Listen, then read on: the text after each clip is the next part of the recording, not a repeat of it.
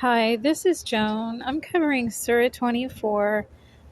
It's called the light. In Arabic, that's honor. And there's about a dozen topics. I'm going to be covering verses 31 to 64. Before that, I'll read a prayer. It's obtained from verses 35 to 64. Allah, you guide whom you will, light to light. Through worship houses you've permitted to be raised, and we glorify you there morning and evening. Work should not deter us from you, nor from prayer or giving charity. We fear the day when you overturn what was done in error to your favor, and as for those that disbelieve, even they will see you then. To you belongs all dominion. Whether we're aware or not, to you does belong all that fills the heavens and the earth. One of the subjects it covers is greeting people. It mentions how even then we should do so in a way that reminds them of God. It speaks about oaths, and it says that it's not made to a person but to Allah.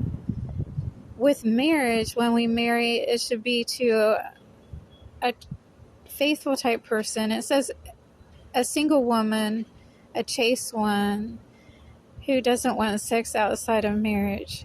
We can also marry a servant, and if they're poor, God will enrich them. And that's when they don't want sex outside of marriage. It goes on to say we're to treat them in a respectful way. Then it discusses keeping one's word. It says not to swear. So I wasn't sure which connotation it was referring to. It said that it cautions you not to make an oath that you don't fulfill. One should not swear except to keep a promise to God. If you make a vow and don't keep it, you're messing up. That pledge still has an obligation to keep their word. When you believe and are righteous.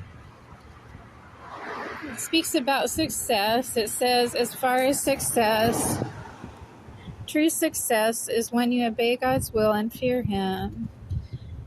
As far as prostitution, it says also, you're not to compel girls to prostitution to get material wealth. Speaking about fear, it says that if you do what you're supposed to, believe and are righteous, God replaces any fear you have of Him with security. And before I end this, I'm going to look over my notes, make sure I covered everything. It looks so far like I did. In verse 64, it speaks about the marrying of a servant, and that's when whomever obeys God's will and fears Him. Information